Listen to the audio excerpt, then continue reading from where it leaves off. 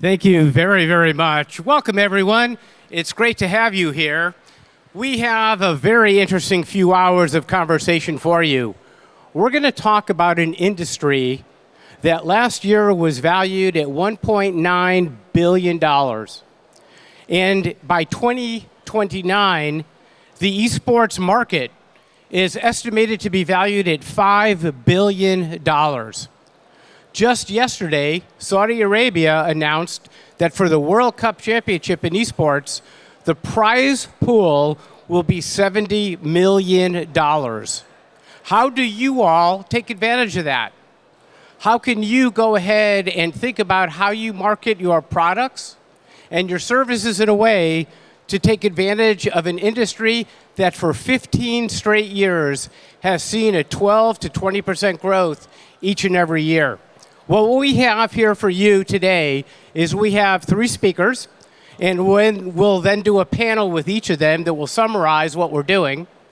And each will talk a little differently about their perspective on the world of esports and gaming. Doug Konopelko comes from CDW, which is a reseller of technology around the world. It's a publicly traded company that is worth approximately $20 billion, and they sell all over the world. We'll hear from his perspective. We'll hear from Jennifer Lim, who runs the esports program for a program called XCL Academy, which is 18 schools, end users, people that you want to talk to in order to learn how to sell your product. They have schools all around Southeast Asia. And then we have Vincent Wang, who works for Unilumin, and they are a company that is locally owned, operated, but publicly traded here within Southeast Asia, and they generate hundreds of millions of dollars in sales in gaming and esports and entertainment.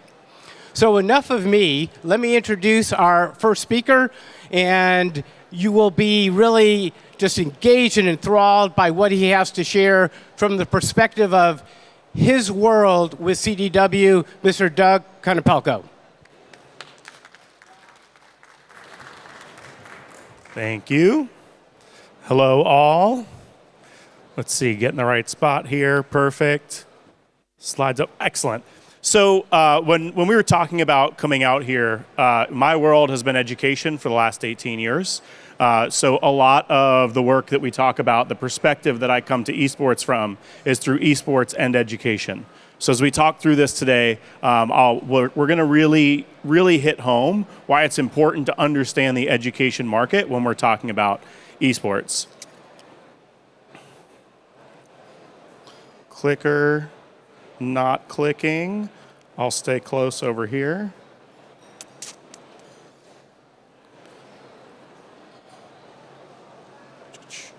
I could just click it there. Oh, it's back. Clicker is back. All right, so that's a big picture of my head. So I have been in the education world, like I said, for the last 18 years. Everything from teaching in the classroom up through running the esports segment of CDW's business, which covers thousands of schools over the last few years. So had a lot of different experiences in that way. And if you want to connect, I think that QR code goes to LinkedIn. So a little bit about the esports opportunity that exists within education. As Gerald mentioned, CDW is a $21 billion in revenue in 2024. So a really large technology and IT solutions company based in the US, but does business all around the world. Our team that focuses specifically on esports, specifically within education, has worked with over 1,000 schools, colleges, and universities on building out their programs. And that ranges everything from just understanding what is the hardware that they need to buy, to also thinking about what are those outcomes that they're trying to drive, what are the things they're trying to accomplish as a school, as a university, and how can we leverage the power of esports and gaming to get there. We've worked, like I said, with K-12 organizations, so primary and secondary schools, colleges and universities, both in the US, the UK, Canada, and around the world.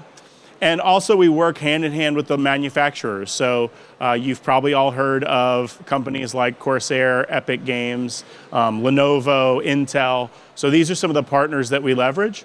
And then we also work in the space within the partnerships and sponsorships. So you see Red Bull Sim Racing logo down there toward the bottom. So we've sponsored Red Bull's Sim Racing team. So if you've seen the Sim Racing before, sponsor that team as well. So work through those partnerships and sponsorships conversations. So experience sort of all over the industry. One of the reasons that we talk a lot about education when we're talking esports is because of the size and scale.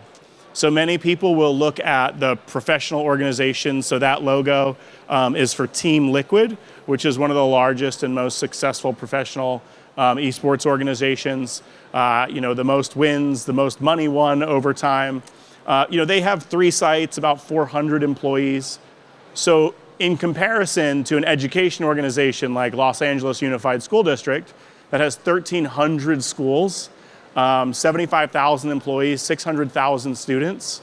Obviously, the opportunities are very different in working with those, and the purpose of partnering with each of those is very different. So you might partner with a school system to make those sales, whereas you would partner with a professional organization for the marketing opportunities, right? For those eyeballs on social media, right? That's what is really important when you're making those. Most of those organizations also don't purchase a lot of equipment. They expect it donated as a marketing expense, essentially. So it's important as we go through and work through this that we understand your outcomes and your organization and what you're trying to drive becomes really important as to who you partner with. One of the reasons we focus really highly on education is that pipeline. So if we get people involved in the space when they're in primary and secondary school, they stay involved through college and university, through the higher education space, and then into their careers. So we introduce those things early, and that really helps continue to grow over time because those people are also consumers over time, right? So they are playing the games, they are purchasing the equipment, they're purchasing the peripherals. If you walk around this incredible expo hall here and you see all of this different equipment, right? Students, teachers, administrators, all of those folks are using that equipment. And so it's really important to understand who are we reaching with our marketing efforts, who are we reaching when we're building out these ideas. Many esports organizations now also have training academies. They're actually opening education arms, education organizations within their organization to help build that pipeline because they understand the value.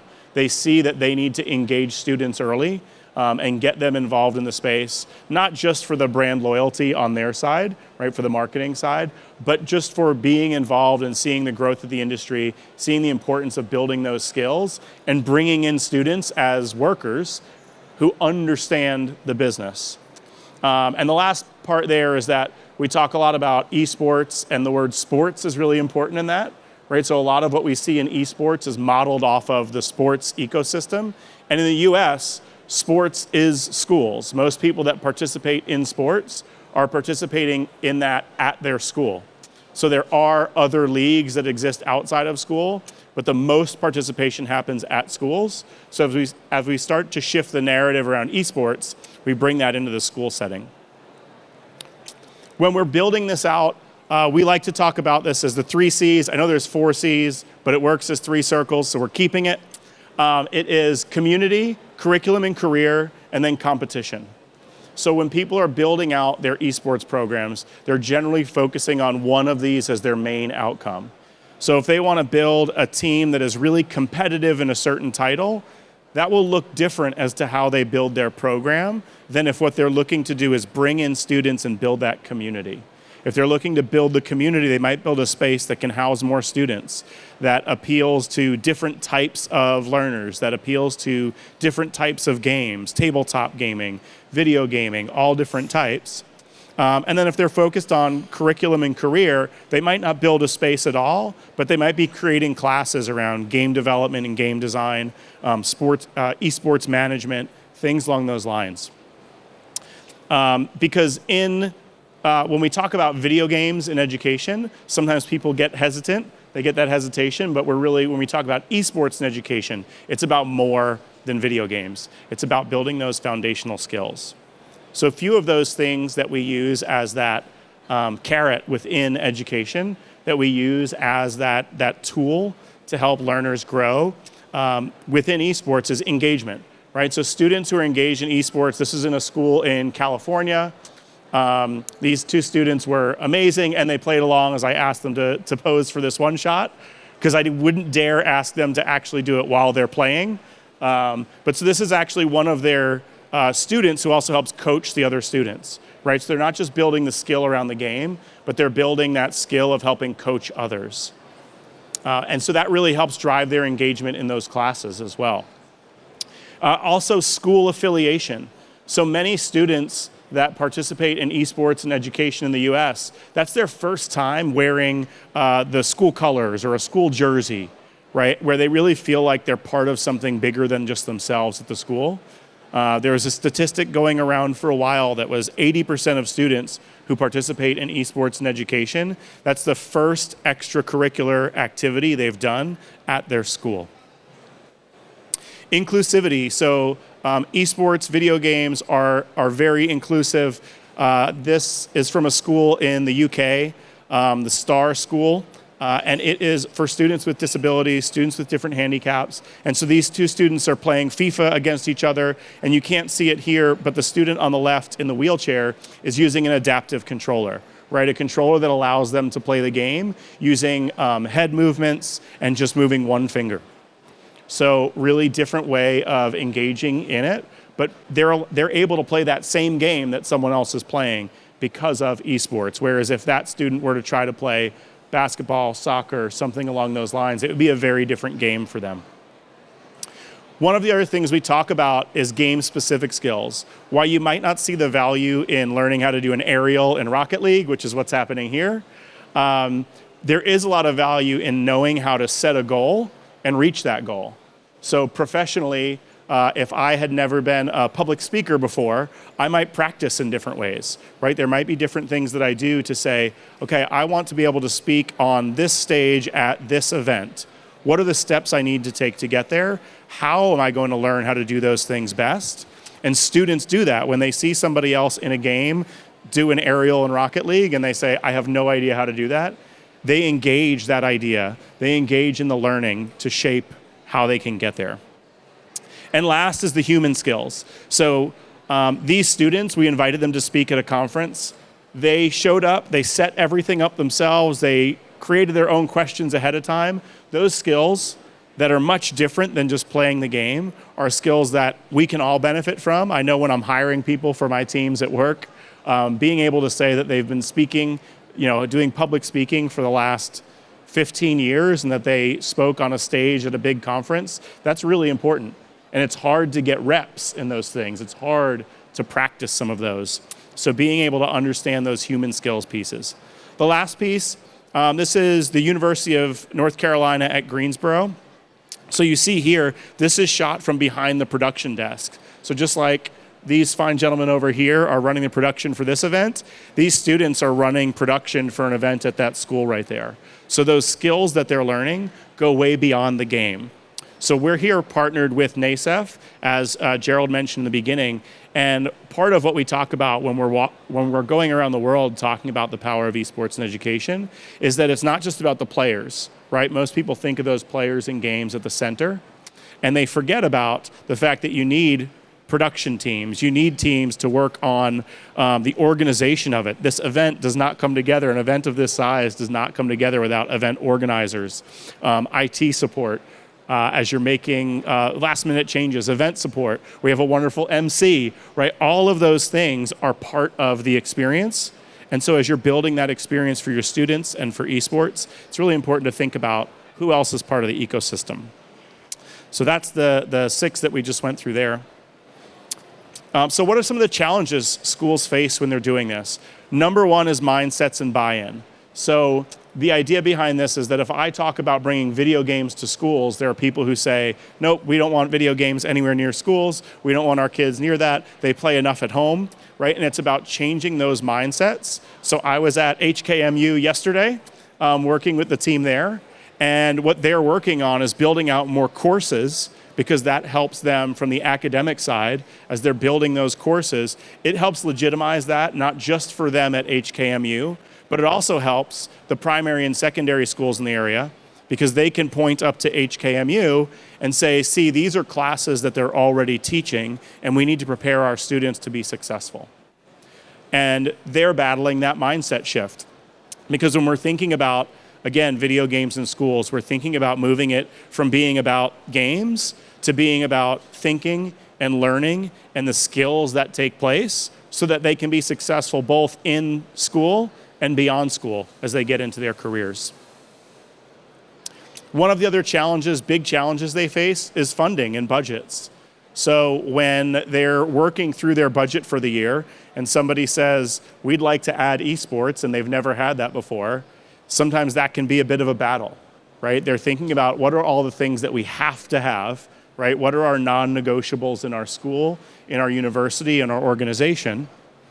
And how are we going to then provide funding for this thing, which a lot of schools see as an extra, right? They see it as an additional, an add-on to their school day. But really, the schools that have started to implement this see that it's really integral to building that community of their students, to teaching the skills that they want to teach, and to really guiding their students in the learning. So obviously this group is not an education audience, right? So how can folks here, how can manufacturers, how can suppliers, how can different folks that would be here at Global Sources, and thank you to Global Sources for having us, how can you all connect with education customers? Number one is authenticity, right? So I know there's a lot of bright lights in this room. There's a lot of RGB lights on a lot of the products here, and that is great.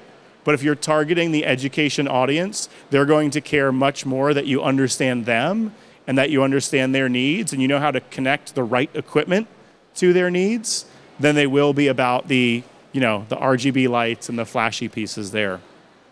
So it's going deeper and understanding what are the mission and the values of those organizations. How can we embed that mission and values into our value proposition to those organizations? And how do we craft marketing specifically around education? Because if we try to just use the same marketing materials that we use for industry, it's going to fall flat in education because they're defining success in a very different way than a large multinational organization.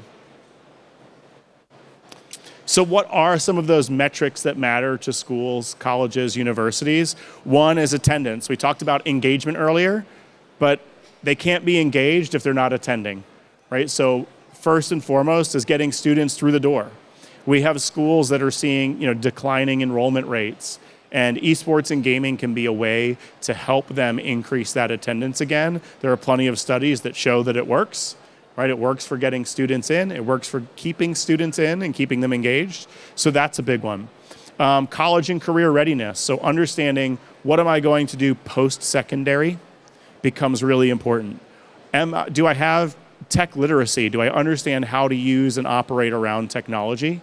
Because that's part of that college and career readiness, right? You can't even fill out an application for a job most places without being online.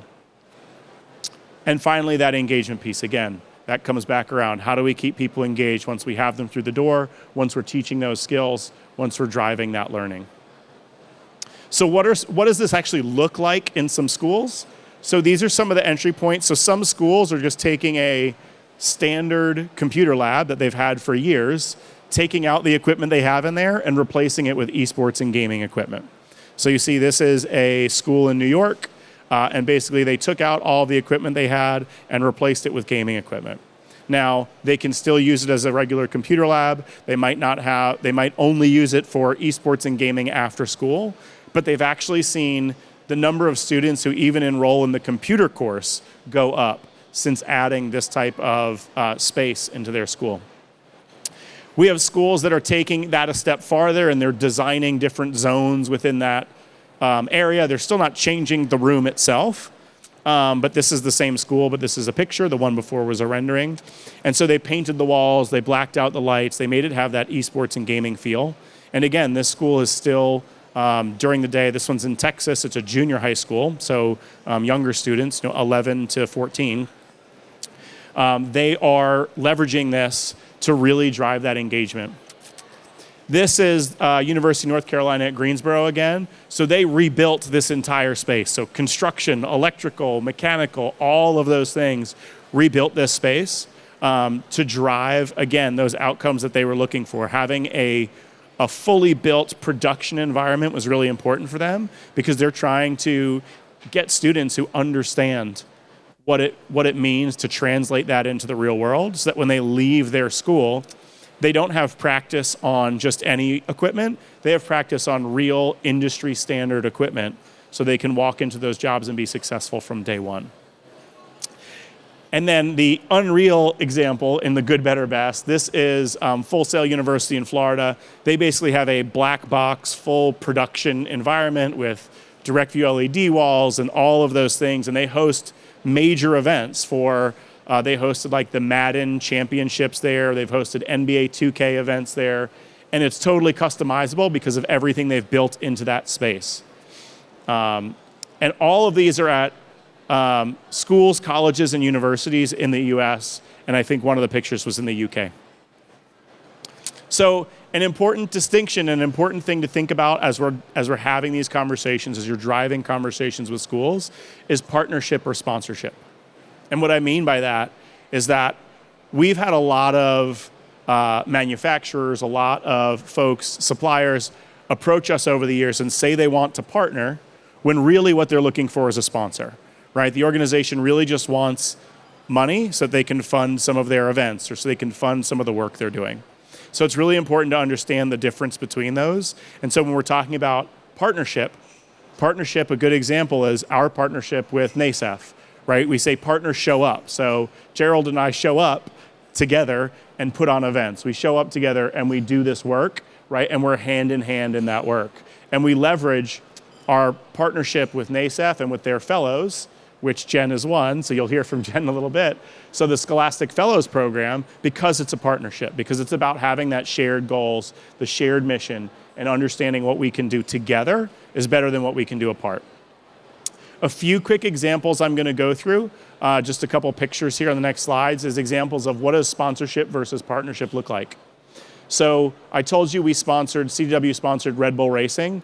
So a lot of times when we're talking sponsorship, we're talking views and impressions, right? So CDW had this sponsorship with Red Bull Racing.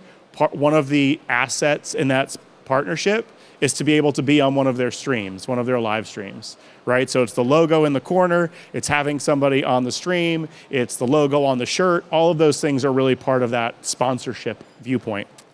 And like if you went today and bought a Red Bull Racing car, this is a Lego set, it would have that logo on it, right? That's a really good indicator of that sponsorship, right? It's about having logo on assets, having those things in place, and the money that goes along with that. So for the manufacturers, suppliers, resellers like we are, that's an important asset. Again, logo on assets. So this is Steph Curry at an event. We worked with them. He has an organization called the Underrated Golf Tour. So, you see the CDW logo behind that. Again, sponsorship, logo on assets. You have a celebrity, logo behind celebrity. Those things are obviously all good examples. Photo opportunities. An example of sponsoring and partnering. So we did, you see these big LED walls and students playing games or being interviewed in front of them, right? This is all part of a sponsorship and partnership we have with an organization known as ISTE, so the International Society of Technology and Education, where we've actually brought students in year after year to play the esports that they're passionate about on stage in front of hundreds of people. So you see League of Legends in the top right, Minecraft top left, and then bottom left that year we did what did we do? We did Rocket League and Super Smash Brothers, right? So bringing those experiences to those students, again, part of that.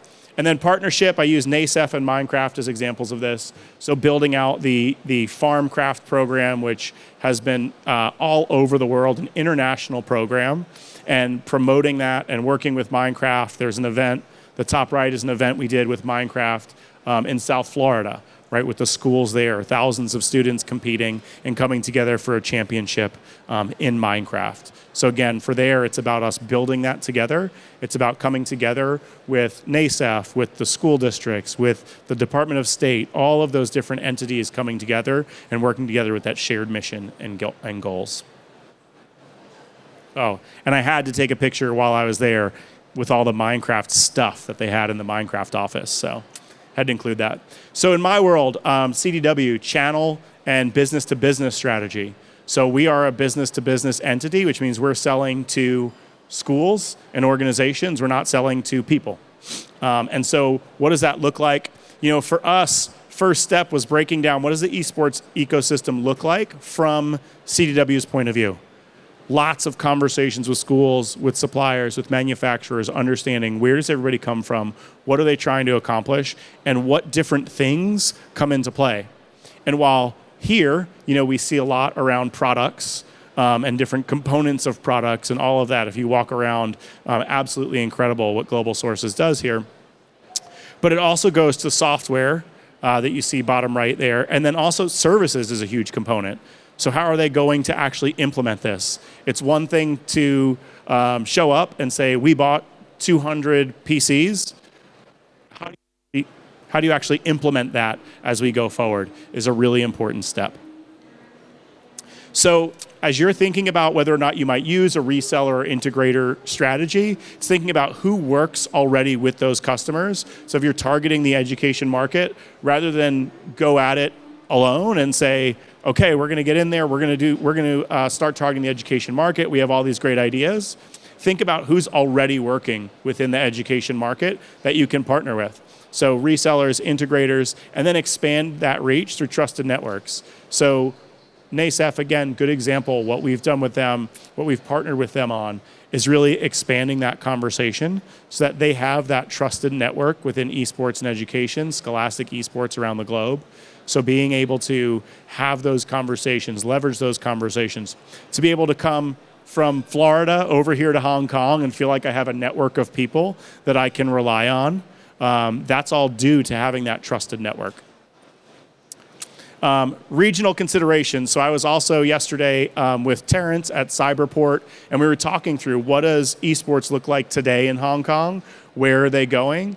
Understanding who the people are in your region, whether you're local here to Hong Kong or mainland or Korea. Jen is here from Singapore. So understanding what are those regional considerations starts with asking questions. Right? So ask questions about those things that you're unsure of. Ask questions about who is the person I should go to if I want to learn this. So going to Cyberport and working with Terrence helps really understand what's the government policy like today? What is the funding like that exists here? What are the things that that the government supports versus doesn't support here? So we have a lot of that as well in the US, where it varies a lot from state to state, where what is acceptable in Florida and funded in Florida might be very different than what's acceptable in Colorado and funded in Colorado. So we start by asking those questions. How do we define success? How can we build those relationships rather than pitch solutions? Right? One of the ways that I see these relationships fall apart really fast, is folks go in saying, here, you should buy more keyboards from us, rather than saying, what are your needs? What are the things that are driving your outcomes? A few common pitfalls to avoid is not leading with outcomes, right? So we need to make sure we're leading with outcomes and not just specs. Not just going in and saying, this is what we have, but saying, hey, I've researched your organization and I see that you're trying to drive more attendance, more engagement, more technology literacy. Here's how we align with that. Here's how our mission aligns with that. Here's how our organization does. And this goes back to what we talked about earlier, but having a one-size-fits-all answer doesn't fit all, right? So if you're doing something that appeals to industry, it's not going to appeal to education, so we need to make sure we're tailoring that message. That's one of those things we want to avoid. And then clearly connecting your product to those needs, because you live and work with that product all day, every day. They do not, right? Those stakeholders, the consumers probably do not. So making sure that you're making those connections as clear as possible. The last part here, again, when you're thinking about those products, mapping it to school-friendly usage. So how do we get to that more school-friendly, education-friendly usage? How do we start building those relationships now? Even if you think we're going to start targeting the education market in 2 years, reach out to NASEF, reach out to all these organizations, reach out to me and ask, how can we do a better job of aligning to the education market now rather than waiting until you make that decision or until you have the marketing material ready, right? Start those conversations, develop those pilot programs, provide some seed units to a school, tell them to use them for a few months and get feedback directly from them. Get feedback directly from the students. Those are three big ones. The last one, which I think is something that just about every organization I've worked with doesn't do enough of, which is investing in the education enablement. Meaning, how are we actually going to approach this? What are the things we can do? What are those outcomes we're trying to drive? What are the outcomes the schools are trying to drive? How can we make sure that everyone knows it, so that when we go to a conference that targets education, the folks that are in our booth know education and they know esports? Because we see people all the time where they fall flat is they spend all this money to go to a conference, and they have educators and teachers and administrators and superintendents and all of these, university presidents walking around, and they all want to engage them, but they're speaking different languages, right? One is talking about product specifications, and one is talking about education outcomes. So making sure that the people you have that show up to events, if you're invested in a partnership, making sure the people that show up to events really know, understand, and are engaged in the education ecosystem is a huge, huge important driver of the work and of those relationships. Any questions? Are we doing questions? No? We'll do them in the panel. We're going to have a panel in a little while. We'll do questions then. So thank you. Thank you so much for your attention.